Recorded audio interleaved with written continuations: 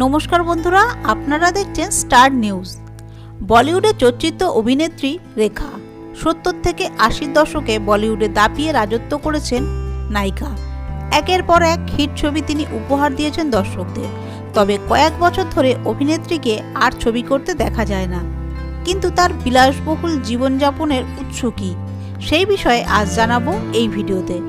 তো বন্ধুরা, সম্পূর্ণ ভিডিওটি দেখার অনুরোধ রইল এবং আমাদের চ্যানেলটিকে সাবস্ক্রাইব করতে ভুলবেন না।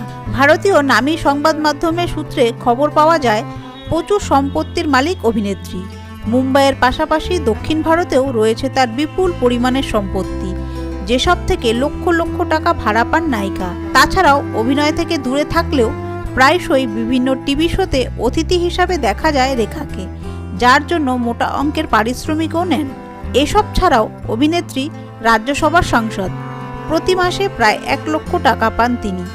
এর পাশাপাশি বিভিন্ন বিজ্ঞাপন এবং উদ্বোধন অনুষ্ঠানের জন্য যথেষ্ট পারিশ্রমিক পান নায়িকা এবং তিনি বিহারের ব্র্যান্ড অ্যাম্বাসেডর।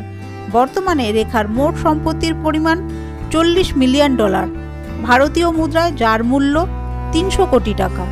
বন্ধুরা, এই ধরনের আরও ভিডিও দেখতে আমাদের চ্যানেলটিকে সাবস্ক্রাইব করে রাখুন।